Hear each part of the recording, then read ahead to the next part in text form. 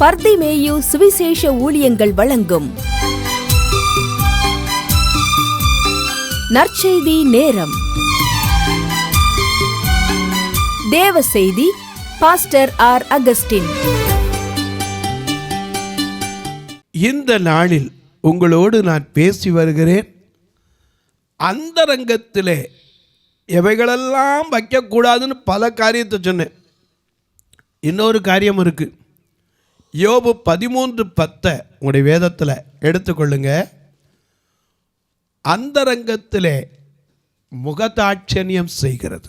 இன்னைக்கு அநேக நேரங்களில் தனியாக போய் முகதாட்சணியம் பண்ணி எதையும் நடத்தலாம் நடக்க முடியாது. ஏன்னா சிலர் பார்த்தீங்கன்னா சொல்லுவாங்க, வைவாங்க போன பிறகு சொல்லுவாங்க, அவங்க இருக்கும்போது இப்படித்தானே செய்ய வேண்டியிருக்கு, பேச வேண்டியிருக்கு.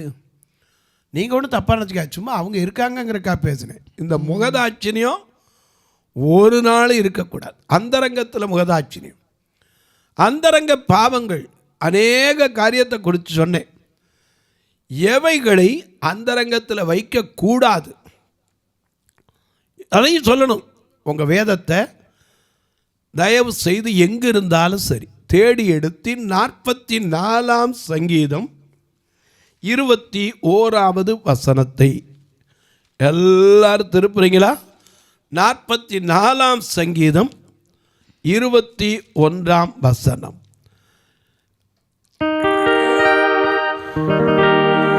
நெஞ்சத்திலே தூய்மை உண்டோ, இயேசு அழைக்கிறார். நோரும் கொண்ட நெஞ்சத்தை இயேசு அழைக்கிறார்.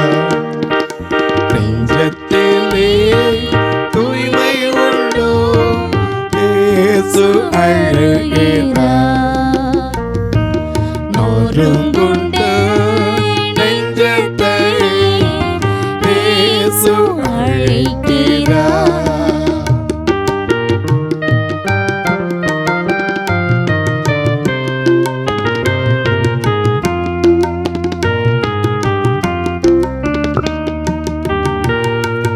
வருந்தி சுமக்கும் பாரும் உன்னை கொடிய இருளில் சேர்க்கும். வருந்தி சுமக்கும் பாரும் உன்னை கொடிய இருளில் சேர்க்கும். செய்த பாவம் இனி போதும், அவர் பாதம் வந்து சேரும். செய்த பாவம் இனி போதும், அவர் பாதம் வந்து சேரும். அவர் பாதம் வந்து சேரும். நெஞ்சத்திலே தூய்மை உண்டோ, இயேசு அழைக்கிறார். நொறுங்குண்ட நெஞ்சத்தை இயேசு அழைக்கிறார்.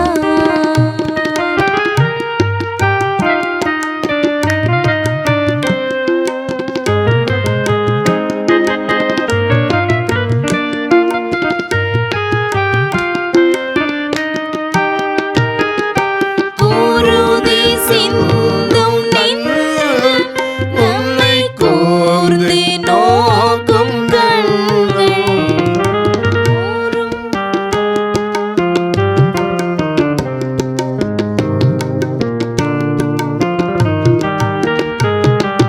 குருதி சிந்தும் கண்கள் உன்னை கூர்ந்து நோக்கும் நெஞ்சம். செய்த பாவம் இனி போதும், அங்கு பாரும் செல்வீர் வெள்ளம். செய்த பாவம் இனி போதும், அங்கே பாரும் செல்வீர் வெள்ளம். நெஞ்சத்திலே தூய்மை உண்டோ, இயேசு வருகின்றார். நொறுங்குண்ட நெஞ்சத்தை இயேசு அழைக்கிறார். எல்லாம் எடுத்திருப்பீங்க. 44 சங்கீதம் 21 தேவன் அதை ஆராய்ந்து விசாரியாதிருப்பாரோ?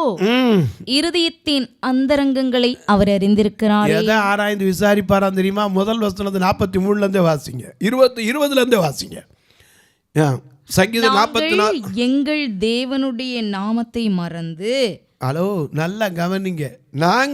நீங்களும் நானும் சேர்ந்தான் எங்கள் தேவனுடைய நாமத்தை மறந்து அந்நிய தேவனை நோக்கி கையெடுத்திருந்தோமானால். நல்லா கவனிங்க. உங்களுக்குள்ள ஏதாவது செஞ்சிருக்கீங்களா? அந்தரங்கத்தில் தெரியாம நாகமான போல ரெம்மோன் கோயிலுக்கு போகும்போது மட்டும் எனக்கு கொஞ்சம் பர்மிஷன் வேணும் ஆண்டவரே, மற்ற நேரத்தில் பரவாயில்ல அப்படிங்கிறக்கா இல்லை, எந்த நிலையில இருந்தாலும் சரி ராஜ கட்டளை. தானியேல் கையெடுத்தானா?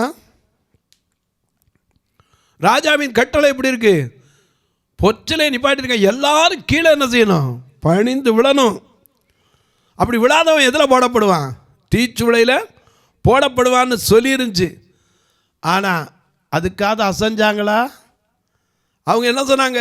நாங்கள் ஆராதிக்கிற எங்கள் தேவன் எங்களை தப்புவிக்க வல்லவராய் இருக்கிறார், ராஜாவாகிய உம்முடைய கைக்கும் எரிகிற அக்கினி ஜுவாலைக்கும் தப்புவிப்பார். அப்படி தப்புவிக்காம போனாலும் நீர் செய்த பொற்சலையை போனாலும் நாங்கள் உம்முடைய தேவர்களுக்கு ஆராதனை செய்வதும் இல்லை, நீர் நிறுத்தின பொற்சிலையை பணிந்து கொள்வதும் இல்லை என்பது ராஜாவாகிய உமக்கு தெரிந்திருக்க கடவுது. அது எப்படி கூப்பிடுறான்? 16 வசனத்துல நேபுகாத்நேசாரே. எனக்கு அன்பானவர்களே, எங்கே பார்க்கிறோம்? திரும்ப வாசிங்க அந்த 20 வசனத்தில் 44 சங்கீதம். நாங்கள் எங்கள் தேவனுடைய நாமத்தை மறந்து. ஏன்னா நம்முடைய தேவன் யாரு? இந்த தேவன் என்றென்றும் உள்ள சர்வ காலமும் தேவன், மரண பரியந்தம் நடத்திடுவார். அநாதி தேவன் அடைக்கலமே, அவர் நித்திய புயங்கள் உன்னாதாரமே. தேவன் என் அடைக்கலமே, அவர் நித்திய புயங்கள் ஆதாரமே. இந்த தேவன் என்றென்றும் உள்ள சதா காலமும் நமது தேவன், மரண பரியந்தம் நம்மை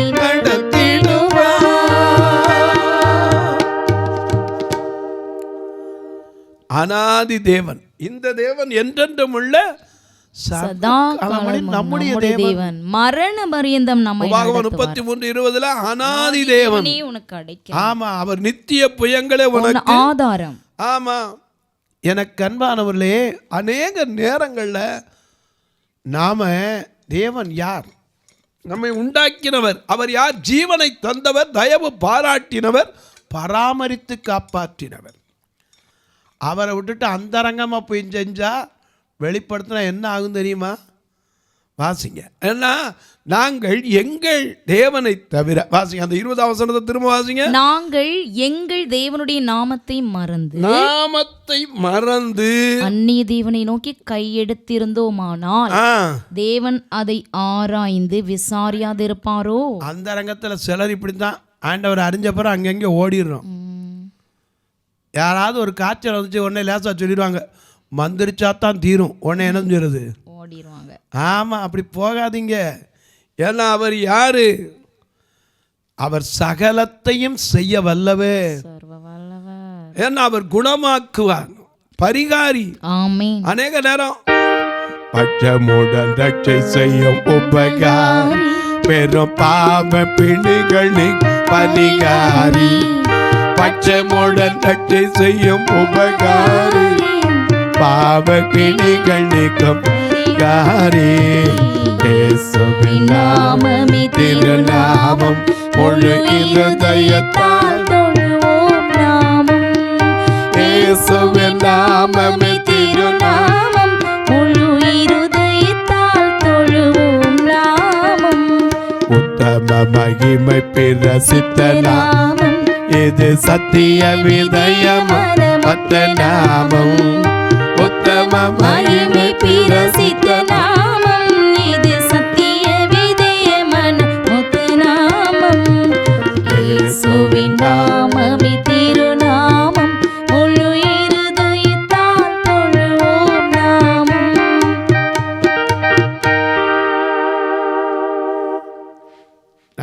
எங்கள் தேவனுடைய நாமத்தை மறந்து அந்நிய தேவர்களுக்கு கையடித்திருப்போமானால் அதை ஆராய்ந்து விசாரியாமல் இருக்க மாட்டார். அது மட்டுமல்ல, இருதயத்தின் அந்தரங்கங்களை அவர் அறிந்திருக்கிறார். மனசுல வச்சுக்கோங்க, இருதயத்தின் அந்தரங்கங்கள். இருதயத்துக்குள்ள எத்தனையோ குப்பை இருக்கு, அதுல அந்தரங்கம் மறைஞ்சு கிடக்கு. மார்க் 7:20 படி என்னென்ன குப்பை கிடக்கு தெரியுமா? மனுஷனுக்குள்ளே இருந்து புறப்படுகிறதே மனுஷனை தீட்டுப்படுத்தும். இந்த மனுஷனுக்குள்ள ஆண்டவர் வந்தா பெரிய அற்புதம் நடக்கலாம். அங்க அவர் வர்றதுக்கு இடம் இருந்தா தானே. இங்கதான் ஏகப்பட்ட குப்பை மண்டி கிடக்க, அதை கிளியர் பண்ணணும்ல. ஏன்னா ஒருத்தர் ஒரு பாட்டு எழுதினோன்னு நம்ம இன்னைக்கு பாடிக்கிறோம், சின்ன மனுஷனுக்குள்ளே ஆண்டவர் வந்தா என்னென்னமோ அற்புதங்கள் நடக்கும். உண்மைதான். ஆனா அந்த பெரிய ஆண்டவர் வர அளவுக்கு நம்ம சின்ன இருதயத்தானே தேடி இருக்காரு. நம்முடைய இருதயத்தில் அந்தரங்கங்கள் அவருக்கு தெரியாதா? அனனியாவின் சபீரால் இப்படித்தான் மறைச்சிக்கிட்டு வந்தாங்க இருதயத்தில். 2 பேரும் பேசி தீர்மானம் எடுத்து ஒரு காணியாட்சியை விற்று தங்களுக்குள்ள மறைச்சிக்கிட்டு தான் வந்தாங்க. அப்போ கேட்டார், இவ்வளவு தானே வித்திய எப்பா? உடனே அவன் சொன்ன, ஆமாம். அப்படியா? தேவனிடத்தில் போய் சொல்ல சாத்தான் உன் இருதயத்தில் என்னச்சுன்னா நிரப்பிட்டான். அங்கே தேவனுக்கு என்ன இல்லை, இடமில்ல, நீ போய் சேருன்ட்டார். நீ பொய் சொல்றதுக்கு உன் இருதயத்தை நிரப்பினது என்ன? நீ எனக்கு தேவனுக்கு விரோதமாக பொய் சொன்னார். உடனே அப்போயே கீழே விழுந்து அவன் செத்து போனா. அடுத்தாப்புல அவளும் என்ன செஞ்சா? செத்தா. இருதயத்தின் அந்தரங்கங்கள் அவர் அறிய மாட்டாரா? சில காரியத்தை அந்தரங்கம் வைக்கக்கூடாது. எதில் வைக்கக்கூடாது? மத்தேயு எழுதின சுவிசேஷம் 6ஆம் அதிகாரம் 17ஆம் வசனத்தில் பாருங்க, நம்ம எதை அந்தரங்கம் வைக்கக்கூடாது தான், வைக்கணும் அப்படிங்கிறதுக்கும் சொல்லியிருக்காரு. எதை வைக்கணும் வைக்கக்கூடாது இதில் பாருங்க. எதை நம்ம உபவாசிக்கும் போது, நல்ல கவனிங்க, உபவாசிக்கும் போது அந்த உபவாசம் மனுஷர்களுக்கு காணப்படாது. இது அந்தரங்கம் வைக்கணும், மனுஷருக்கு தெரியணும்னு அவசியமே கிடையாது. அந்தரங்கத்தில் இருக்கிற உன் பிதாவுக்கே காணப்படும், அவருக்கு தான் தெரியணும். மனுஷனை போய் நான் உபவாசம் உபவாசம் உபவாசம் சொல்லிட்டு அலைய வேண்டியது இல்ல, அவசியம் கிடையாது. அப்போ உபவாசம் எப்படி இருக்கணும்? வாசிங்க. அந்தரங்கத்தில் பார்க்கிறவன் பிதாவுக்கே தெரியணும். உன் தலைக்கு எண்ணெய் பூசி முகத்தை கழுவு. ஆமா, ஏன்னா பிரசங்கி 9:8 வாசிக்கிறோம், உன் தலை எப்போ எண்ணெய் குறையாம வஸ்திரம் எப்படி இருக்கணும்? ஆமா. உபவாசம்னா அங்க போய் உட்காந்துட்டு ஐயோ நான் உபவாசம் உபவாசம் உபவாசம் சோர்ந்து போயிருக்க கூடாது. அதே மத்தேயு 6ஆம் அதிகாரம் 6ஆம் வசனத்தை பாருங்க. இன்னொரு காரியத்தை சொல்றேன். நீயோ ஜெபம் பண்ணும்போது உன் அறை வீட்டுக்குள் பிரவேசித்து உன் கதவை பூட்டி அந்தரங்கத்தில் இருக்கிற உன் ஜெபிக்கும் போது வெட்க வெளியே யாருக்கும் தெரியவே வேண்டாம்னா நம்முடைய பாவத்தை அறிக்கையிட்டா கூட என்ன செய்யணும்? கதவை பூட்டி அந்தரங்கத்தில் அறிக்கையிட்டு பாருங்க, வெளியரங்கமாய் கர்த்தர் பதில் அளிப்பார். ஏன்னா அந்தரங்கம்ங்கிறது மனுஷனுக்குள்ள இல்லாம கிடையாது. இருதயத்தில் அந்தரங்கங்கள். ஆபிரகாம் என்னதான் விட்டுட்டு வந்தாம்பாங்க. நான் கேட்பேன், திருப்பி கல்யாணத்துக்கு பொண்ணுக்கு அங்கே போனான்ல, அதனால தானே சாகும்போது இஸ்மவேலன் வந்து என்ன செஞ்சுட்டான்? நின்றுட்டானே. ஈசாக்கு தானே நின்றுக்கணும். இஸ்மவேலன் வந்து நிற்கிற காரணம் 12ஆம் அதிகாரம் முதல் 2 வசனத்தில் வாசிக்கிறோம். ஆதியாகமத்தில் நீ உன் தேசத்தையும் உன் இனத்தையும். கர்த்தர் ஆபிராமை நோக்கி நீ உன் தேசத்தையும் உன் இனத்தையும். அங்கே நமக்கு இன்னைக்கு வந்து இனத்தை விட முடியல. ஏன் இனம் விட முடியலையே? முதல்ல விட வேண்டியது அது. நீ உன் தேசத்தையும் உன் இனத்தையும் உன் தகப்பன் வீட்டையும் விட்டு புறப்பட்டு நான் உனக்கு காண்பிக்கும் தேசத்துக்கு அங்கே உன்னை பெரிய ஜாதியாக்குவேன், உன்னை ஆசீர்வதிப்பேன், உன் பேரை பெருமைப்படுத்துவேன், ஆசீர்வாதமாய் இருப்பாய். உனக்குள்ள இந்த பூமியின் வம்சங்கள் எல்லாம் உன்னை ஆசீர்வதிப்பேன், உன்னை சபிக்கிறேன். இவ்வளவு அதிகாரம் கொடுத்து ஆனா கடைசியில் என்ன செஞ்சிட்டான்? கேத்துராள் பிள்ளைகளுக்கு கூட என்ன செஞ்சிட்டார்? கொடையை கொடுத்து அனுப்பிட்டார். ஆனால் இஸ்மவேல் சாகும்போது வந்துட்டான். ஏன்னா எலியாசிட்ட நீ எங்கே போகணுமோ அங்கே போகணும், இங்கே போகக்கூடாத இடத்துக்கு என்ன செய்யக்கூடாது. அங்கே கடைசியில் அந்த புத்தி வந்துடுச்சு. கடைசியில் நரி கலர் தெரிஞ்ச மாதிரி தான் இங்கேயும் இருக்குது. நரிக்கு எப்படி கலர் மாறி போச்சுன்னா கலி போச்சோ அது மாதிரி இங்கேயும் வேஷம் கலைஞ்சு போயிடும். அநேக நேரம் நமக்கு தெரியறது இல்லைங்க. அந்த ரங்கத்தில் சிலர் பார்த்தீங்கன்னா இங்கே வந்தால் சரி ஆண்டவர்கிட்ட தாங்க போகிறேன், சர்ச்சுக்கு தான் போகிறேன். உன் இருதயம் எங்கே இருக்குது? அதுதான் பிரச்சனை. இருதயத்தின் அந்தரங்கங்களை அவர் ஆராய மாட்டாரா? நமக்கு தெரியாது அவருக்கு. ஏன்னா யோவான் 7:4 வாசிக்கிறோம், பிரபலத்தை விரும்புகிற எவனும் அந்தரங்கத்தில் ஒன்றை என்ன செய்ய மாட்டான், செய்யவே மாட்டான். சில இடத்துக்கு அந்தரங்கமாக தான் போகணும். யோவான் 7:10 வாசிக்கிறோம், இயேசு யார்ட்டையுமே சொல்லல பண்டிகைக்கு. அவருடைய சகோதரர் போன பின்பு அவர் வெளியரங்கமாய் போகாமல் அந்தரங்கமாய் போனார். எனக்கு அன்பான சில வேளையில் அப்படித்தான் போகணும். தர்மம் செஞ்சால் அந்தரங்கமாக செய்யணும். சில இடங்களுக்கு போகும்போது எல்லாத்தையும் சொல்லிட்டு தான் போகணுங்கிற அவசியம் இல்லை, அந்தரங்கமாக போகலாம். ஏன்னா ஆண்டவர் அனுப்பியிருந்தாருன்னா சில சொல்லித்தான் போகணும், ரகசியம் போக வேண்டிய இடத்துக்கு போய்த்தாகணும். எனக்கு அன்பானுடைய ஒன்றை கவனிங்க, இருதயத்தின் அந்தரங்கங்கள். மனுஷனுக்கு கொடுத்துருக்கிற உறுப்புலேயே என்னதான் முக்கியம்? ஏன் அதெல்லாம் லப்பு டப்பு டன் லப்புன்னு அடிச்சுக்கிட்டு தான் இருக்கு. எல்லாவற்றை பார்க்கலாம் கிறுக்குள்ளது மகா கேளுள்ளதும் அதுதான் இருதயத்தின். ஏன்னா மனுஷனுக்கு இருதயம் இல்லைன்னா ஒன்றுமே கிடையாது. ரத்த சர்க்குலேஷனே எங்கே இருந்தால் ஆகுது? ஹார்ட்டில் இருந்தால் ஆகுது. Heart beat. ஒரு டாக்டர்கிட்ட போனீங்கன்னா முதல்ல என்ன செய்கிறாரு? காதில் ஒன்றை வச்சு பல்ஸை பார்த்துட்டு ரெண்டாவது எதை பார்க்குறாரு? இருதய துடிப்பு எப்படி இருக்கு. ஏன்னா இதயம் இன்னைக்கு மனுஷனுக்கு கொடுத்துருக்காரு. சிலருக்கு சொல்ல கேட்டாலே தாங்க முடியாத இதயங்கள், ஹார்ட் அட்டாக் வந்துடும். சில டாக்டர் சொல்லுவாங்க அதிர்ச்சியான செய்தி எதுவும் இவருக்கு என்ன செய்யக்கூடாது, சொல்லிடக்கூடாதும்பாங்க. ஏன்னா இருதயத்தில் பலவீனம். ஆனால் இந்த இருதயத்துக்குள்ள அந்தரங்கங்கள், எத்தனை அந்தரங்கங்கள், யார் யாரெல்லாம் மறைச்சி வச்சுருக்கா எல்லாத்தையும் தெரியும். ஆனால் ஆண்டவர் காமிச்சார்னா தாங்க முடியாது, அதுதான் மறைச்சி வச்சுருக்கான். அதனால தான் இங்கே மார்க் 7:20 பார்க்குறோம், இருதயத்திலிருந்து புறப்படும் மனுஷனுக்குள்ளேருந்து வர்றதுதான் மனுஷனை தீட்டுப்படுத்துதான். எப்படி எனில் மனுஷருடைய இருதயத்திற்குள் இருந்து பொல்லாத சிந்தனைகள். இது என்னது? பொல்லாத சிந்தனைகள். தேவன் நியாய தீர்ப்பில் கொண்டு வருவாரா இல்லையா? பொல்லாத சிந்தனையை ஒருத்தன் சொல்லி கொடுத்தான். யாரு? யோனதாப் அம்னோனுக்கு சொல்லி கொடுத்தான். கடைசியில் அந்த அம்னோனுக்கு வந்த நிலைமை என்ன? எனக்கு அன்பானவர்களே, பொல்லாத சிந்தனைகள். யெரொபெயாம் தம் மனைவிக்கு சொல்லி கொடுத்தான், பொல்லாத சிந்தனை நீ காட்டிடக்கூடாது, நீ இன்னாருடைய மனைவின்னு சொல்லிடக்கூடாது, கொஞ்சம் காணிக்க மட்டும் எடுத்துட்டு நல்லவளை போல போய் பாருனா. கர்த்தர் காமிக்கலையா? பொல்லாத சிந்தனைகள், விபச்சாரங்கள், வேசித்தனங்கள், கொலை பாதகங்கள், களவுகள், பொருளாசைகள், துஷ்டத்தனங்களும், கபடும், காம விகாரமும், வன்கண்ணும், தூஷணமும், பெருமையும், மதிகேடும் புறப்பட்டு வரும். இத்தனை குப்பைக்குள்ள அங்கே ஆண்டவர் எப்படி போறது? அதனால்தான் இருதயத்தில் சுத்தமுள்ளவர்கள் பாக்கியவான்கள், அவர்கள் தேவனை தரிசிப்பார்கள்.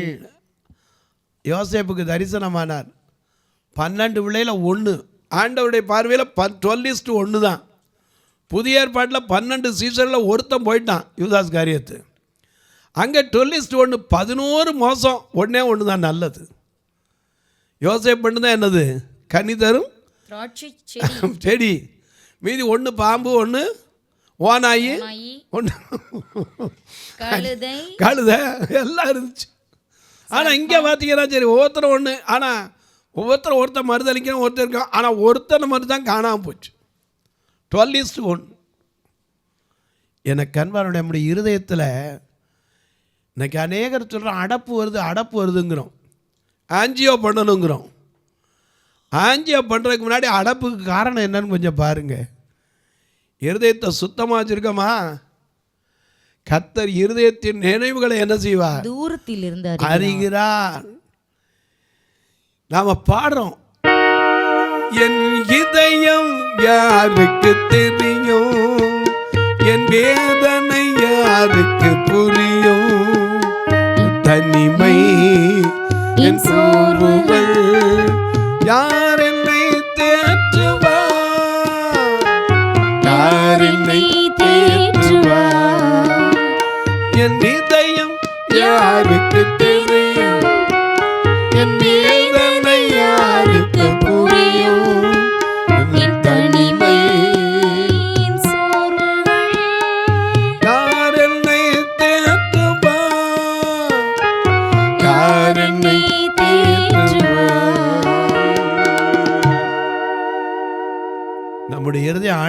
தெரியுங்க. ஏன்னா இருதயம்தான் மனுஷனுக்கு கொடுக்கப்பட்ட பெரிய வரப்பிரசாதம். அதில் வசனம் தங்கணும். இருதயத்தில் மனப்பாடம் பண்ண விடாதபடிக்கு வசனத்தை விதைக்கிறவன் புறப்பட்டான். அது என்ன செஞ்சு? முள்ளான கவலைகள் இருதயத்தில் போய் நிற்காம கொஞ்சம் போல வேறு விட்டு முள்ளான பாறையான நிலத்தில் விழுந்தது போல இருக்கா? முள்ளான நிலத்தில் விழுந்தது போல கவலைகள் நெருக்கப்பட்டு இருக்கிறதா? வழி அருகே விதைக்கப்பட்டது போல பறவைகள் வந்து பொறுக்கிட்டு போயிருச்சா?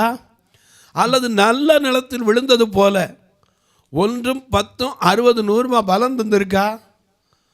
வசனம் என்பது விதை. மார்க் 4:14 என்ன வாசிக்கிறோம்? விதைக்கிறவன் வசனத்தை விதைக்கிறான். வசனத்தை கேட்டவுடனே சாத்தான் வந்து அவர்கள் இருதயங்களில் விதைக்கப்பட்ட வசனத்தை எடுத்து போடுகிறான். அவர்களே வசனம் விதைக்கப்படுகிற வழி எருகானவர்கள். அழகா சொல்லியிருக்காரு. இன்னும் அப்படி வாசிச்சு பாருங்க. முள்ளானதுங்கிறது களைகள் வளர்ந்து நெருக்கி போடுது. நல்ல நிலத்தில் விழுந்த விதை எப்படி இருக்கும்? 1 30, 60, 100 பலன் கொடுக்கிறார்கள். இவர்களே நல்ல நிலத்தில் விதைக்கப்பட்டவர்கள்.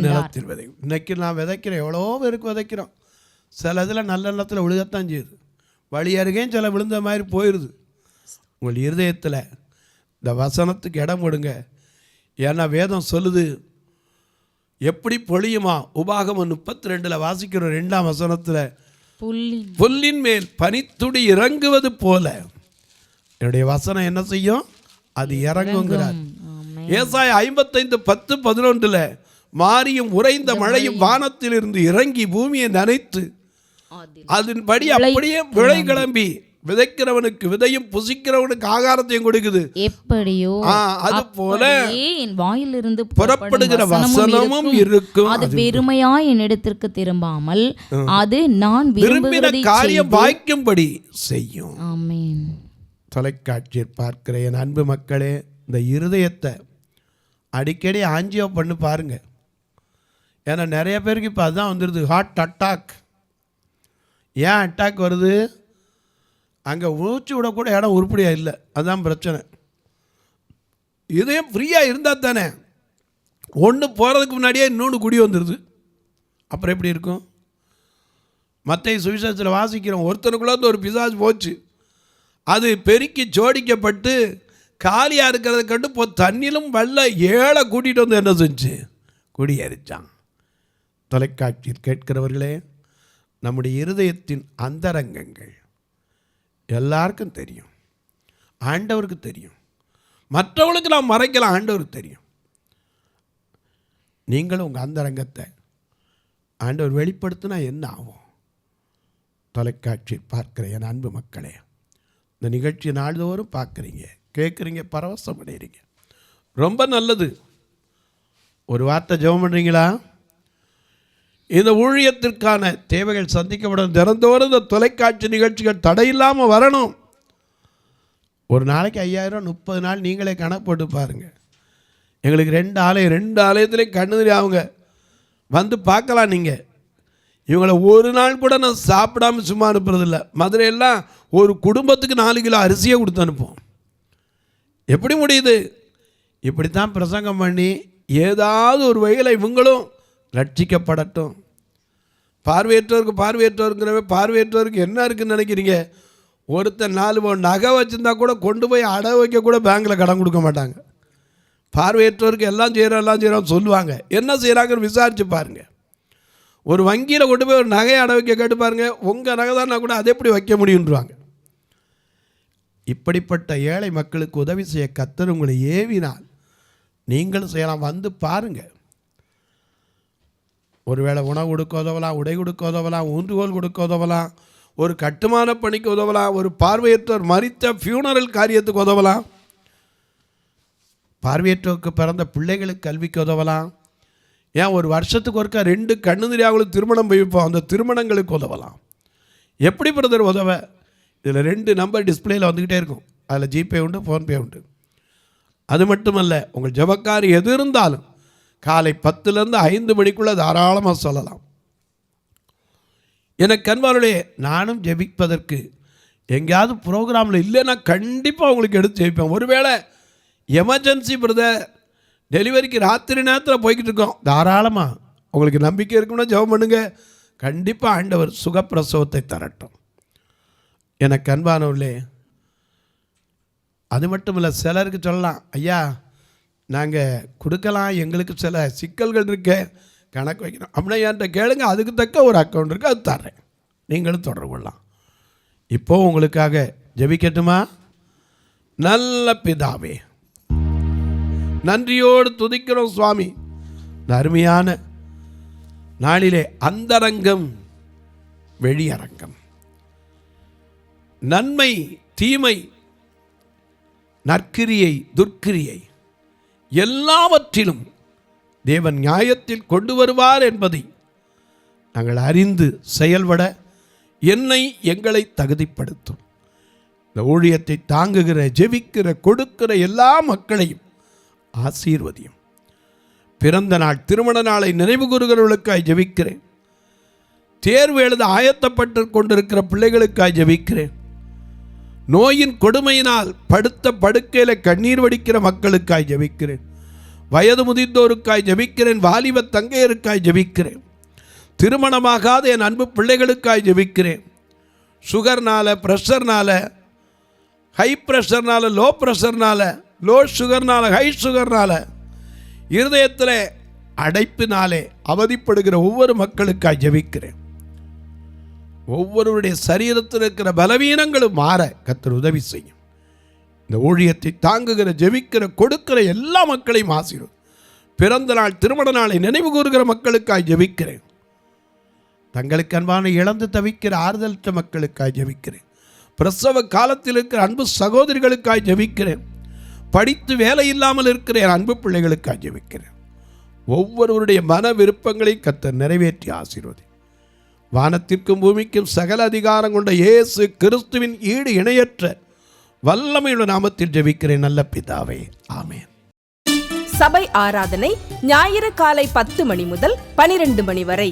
இடம் பர்திமேயு சுவிசேஷ ஆலயம், அன்னை சத்யா நகர், இளமனூர் அஞ்சல், சக்கிமங்கலம் வழி, மதுரை மாவட்டம். பின்கோட் 625201 மற்றும் பர்திமேயு சுவிசேஷ ஜெப வீடு, plot number 107, Eden garden, Muthur, Tirunelveli. Pin code 627011. சிறப்பு உபவாச கூட்டம் ஒவ்வொரு மாதமும் 2வது சனிக்கிழமை காலை 10 மணி முதல் 1 மணி வரை நாகர்கோவில் YMCA ஹாலில் வைத்து நடைபெறுகிறது. மற்றும் ஒவ்வொரு மாதமும் 4வது சனிக்கிழமை காலை 10 மணி முதல் 1 மணி வரை திருநெல்வேலி புதிய பேருந்து நிலையம் அருகில் உள்ள கிரேஸ் ஹாலில் வைத்து நடைபெறுகிறது. எங்கள் எல்லா ஆராதனைகளிலும் கலந்து கொண்டு தேவனை மகிமைப்படுத்த அன்பாய் அழைக்கிறோம். உங்கள் உதாரத்துவமான காணிக்கைகளினால் இவ்வூழியத்தை தாங்க விரும்பினால் R Augustine, account number 5021364331, IFSC code IDIB 000B066, Indian bank, BP Kulam, Madurai. GPay number 9842181917, BGM ministries மற்றும் 9442559772, பிளைண்ட் மினிஸ்ட்ரீஸ் அகஸ்டின். உங்கள் தொடர்புக்கு பாஸ்டர் ஆர் அகஸ்டின், பர்திமேயு சுவிசேஷ ஊழியங்கள், நாகமலை, புதுக்கோட்டை, மதுரை 625019.